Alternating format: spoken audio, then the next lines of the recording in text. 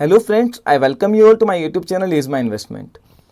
आज के इस वीडियो में हम बात करने वाले हैं कि क्वार्टर 4 रिजल्ट आलोक इंडस्ट्रीज़ के जो कि जुलाई के सेकेंड वीक तक आ सकते हैं। क्या उन क्वार्टर 4 रिजल्ट्स के बाद में अगर वो डिसअपॉइंटिंग आते हैं, स्टॉक में जो ज़बरदस्त रैली देखने को मिल रही है उस पर ब्रेक लग सकता है? कि क्वार्टर 4 रिजल्ट के बाद में स्टॉक में लोअर सर्किट का ट्रेंड स्टार्ट हो सकता है? क्योंकि हमने देखा है कि रुचि सोया ने भी काफ़ी एक ड्रीम रन दिया था, उसके काफ़ी डिसअपॉइंटिंग रिजल्ट आए फ्राइडे को, जिसके बाद आज मंडे को काफ़ी हैवी वॉल्यूम के साथ शेयर लोअर सर्किट पे खुला है और काफ़ी सारे ऑर्डर ऑलरेडी पेंडिंग है लोअर सर्किट पे सेलिंग करने के लिए। हम इस बारे में बात करने वाले हैं कि अब से लेकर रिजल्ट तक, जिसमें लगभग 3 हफ्ते के आसपास हो सकते हैं, स्टॉक की चाल कैसी रह सकती है और क्या स्ट्रैटेजी वहाँ अपनानी चाहिए। आलोक इंडस्ट्रीज़ ने अपने क्वार्टर 4 के रिजल्ट पोस्टपोन किए हैं, जो कि 30 जून को आने वाले थे। नई डेट मैनेजमेंट ने नहीं बताई है, एक्सचेंजेस को उन्होंने इन्फॉर्म किया है कि रिजल्ट डेफर्ड कर दिया है। 31 जुलाई तक का टाइम उनके पास है रिजल्ट डिक्लेयर करने का as per the SEBI norms, और उससे पहले वो कोई नई डेट देकर रिजल्ट को वहाँ डिक्लेयर कर देंगे। यहाँ पर बहुत सारे रीज़न हो सकते हैं। कोविड-19 पैंडेमिक की वजह से काम काफ़ी टाइम रुका रहा है, तो बुक्स की ऑडिट को लेके, क्लोजर को लेके हो सकता है कुछ इश्यूज़ हो, वहाँ पर रिजल्ट डेफर्ड कर दिया हो। यहाँ पर कुछ भी नेगेटिव या पॉजिटिव इस न्यूज़ का कोई भी पॉजिटिव या नेगेटिव इम्पैक्ट स्टॉक पर नहीं है। रुचि सोया के शेयर में हमने देखा कि काफ़ी ड्रीम रन स्टॉक ने दिया था। स्टॉक 19 रुपये से लेकर 1500 रुपये तक गया। बीच में कुछ टाइम सर्किट ब्रेक भी हुआ, पर एक नॉन स्टॉप रैली हम मान सकते हैं इस स्टॉक में देखने को मिली है। फ्रेंड्स, पहले तो मैं आपको एक बात बता दूं कि रुचि सोया में और आलोक इंडस्ट्रीज़ में सिर्फ एक ही कंपैरिजन है कि दोनों ऑर्गेनाइजेशन डीलिस्ट होने के बाद एनसीएलटी बैंकरप्सी रेजोल्यूशन के थ्रू मैनेजमेंट चेंज हुआ है और रीलिस्ट हुई हैं। इसके अलावा मैनेजमेंट की एफिशिएंसी को लेके, बिजनेस मॉडल को लेके, कॉर्पोरेट गवर्नेंस को लेके दोनों स्टॉक में कोई कंपैरिजन नहीं है। रुचि सोया के प्रमोटर्स ने किस तरह से जो पूरा रन इस स्टॉक में आया, उसका बेनिफिट सिर्फ प्रमोटर ले गए और इन्वेस्टर्स के हाथ कुछ भी नहीं लगा है। इस टॉपिक पर मैंने कल एक वीडियो पोस्ट की, उसको आप ज़रूर देखिए। आलोक इंडस्ट्रीज़ में ऐसा कुछ भी नहीं है। दोनों ही शेयर होल्डर के लिए, जिन्होंने बाद में रीलिस्ट के बाद ये शेयर लिया है या रीलिस्टिंग से पहले डीलिस्टिंग के टाइम पे ले रखा था, दोनों को ही बराबरी का मौका मिला है स्टॉक खरीदने का, प्रॉफिट कमाने का। यहाँ पर सबको मौका मिला है और सबने अपनी वेल्थ क्रिएट करी है, जबकि रुचि सोया में किसी को मौका ही नहीं, क्योंकि वहाँ इक्विटी पूरी तरह से डाइल्यूट हो गई थी।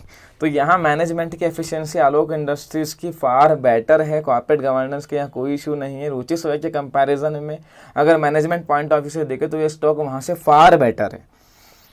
अब क्वेश्चन उठता है कि ड्रीम रन जो स्टॉक में चल रहा है, क्या वो अगर क्वार्टर 4 रिजल्ट ख़राब आते हैं ख़त्म हो जाएगा, या वहाँ पर लोअर सर्किट का ट्रेंड देखने को मिल सकता है या नहीं?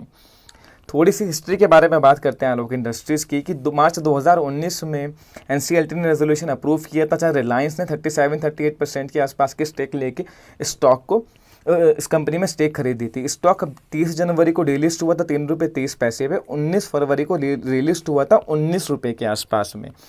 वहाँ पर इन्होंने इसकी फेस वैल्यू जरूर रिड्यूस की थी 10:1 में, पर इन्होंने जो उसकी इक्विटी है उसको भी 90% तक रिड्यूस कर दिया था। इस वजह से नंबर ऑफ शेयर्स पे कोई फ़र्क नहीं पड़ा था। जो 10:1 की वजह से शेयर बढ़ गए थे, उतना ही इक्विटी को कम कर दिया, तो नंबर ऑफ शेयर सेम रह गए। इस वजह से यहाँ सबको बराबर का मौका मिला है। जिनके पास पहले से ये शेयर था, उनको भी जो शेयर में ज़बरदस्त स्पाइक देखने को मिली है, उसका बेनिफिट मिला है। रीलिस्टिंग के बाद में फ्रेंड्स, ध्यान से इस चीज़ को समझिए कि आलोक इंडस्ट्रीज़ में जो री रेटिंग हुई है उसका रीज़न काफ़ी हद तक ये नहीं है कि वहाँ रिलायंस प्रमोटर आया है। वो तो एक रीज़न है ही, मैनेजमेंट चेंज हुआ है, पर सबसे बड़ा रीज़न है कि अप्रैल के बाद इन्होंने जो सिलवासा प्लांट को वहाँ फुल कैपेसिटी पे पीपीई किट मैन्युफैक्चरिंग के लिए जो कन्वर्ट किया है, वहाँ से जो ज़बरदस्त री रेटिंग और ज़बरदस्त डिमांड देखने को मिली है। क्योंकि जब रिलिस्ट हुआ था उसके बाद भी स्टॉक ने काफ़ी लोअर सर्किट लगाए, पर एक वन वे मूव तभी देखने को मिला है जब स्टॉक में ये न्यूज़ ब्रेक हुई कि ये कंपनी पीपीई किट बनाने वाली है। स्टॉक लगभग अपने लोअर लेवल से जहाँ बनाया था 3.80 रुपये 13-14 गुना चल चुका है। क्वार्टर 4 के जो रिज़ल्ट आने वाले हैं दोस्तों इस स्टॉक के, वो जो हैं 31 मार्च तक के आएंगे। तब तक ये कंपनी पीपीई किट नहीं बनाती थी, तो पीपीई किट की ना अर्निंग, मार्जिन, प्रॉफिट कुछ भी उनमें रिफ्लेक्ट करने वाला नहीं है। कोविड का इम्पैक्ट थोड़ा सा वहाँ पर है, क्योंकि मार्च के मिड से ही लगभग जो है कोविड का इम्पैक्ट आना शुरू हो गया था। तो ऑलमोस्ट मार्केट ये मान के यहाँ पे दोस्तों चल रही है कि वो रिजल्ट डिसअपॉइंटिंग आ सकते हैं। तो वहाँ पर कुछ भी मार्केट के लिए नया नहीं होगा। क्वार्टर 4 का जो इम्पैक्ट है वो स्टॉक के प्राइस पर काफ़ी कम देखने को मिलेगा, क्योंकि स्टॉक की जो री रेटिंग का कारण है वो अप्रैल मिड से स्टार्ट हुआ है। तो अगर उसकी वजह से स्टॉक टूटना होगा तो वो क्वार्टर 1 की रिजल्ट जब आएंगे, अप्रैल में जून क्वार्टर के रिजल्ट आएंगे, उसकी वजह से इम्पैक्ट देखने को मिल सकता है। तो करेक्शन क्वार्टर 4 के रिजल्ट की वजह से है, उसके चांसेस बहुत कम है। अब बात आती है कि इस स्टॉक में अब क्या स्ट्रैटेजी होनी चाहिए। फ्रेंड, इस स्टॉक में स्ट्रैटेजी आपकी बिल्कुल क्लियर होनी चाहिए। नई पोजीशन इस स्टॉक में इस टाइम बनाने से बचें। इतनी वॉलेटिलिटी में इतना बढ़ने के बाद नया मत खरीदिए। अगर आपने लोअर लेवल पे लिया है 10 रुपये पे, 15 रुपये पे या उससे भी नीचे, तो आपकी एक ही स्ट्रैटेजी होनी चाहिए कि जैसे जैसे स्टॉक बढ़े सिर्फ अपनी कैपिटल निकाल लीजिए। कैपिटल निकालने के बाद में आप बिल्कुल टेंशन फ्री हो जाएंगे। सिर्फ प्रॉफिट को इन्वेस्टेड रहने दीजिए और उसको बढ़ने दीजिए। देखिए स्टॉक आगे कहाँ तक जाता है।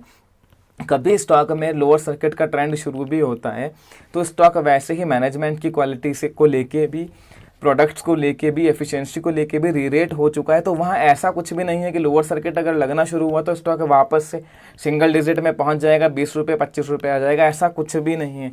अगर लोअर सर्किट इसमें काफ़ी आगे बढ़ने के बाद कभी लगता भी है तो उस बात के काफ़ी चांसेस हैं कि स्टॉक थोड़ा नीचे आए, वहाँ पे स्टेबल करे, कंसोलिडेट करे और फिर से एक अपर ट्रेंड दिखा सके। तो हमें आने वाले रिजल्ट्स भी देखने होंगे क्वार्टर 1 क्वार्टर 2 के कैसे आते हैं।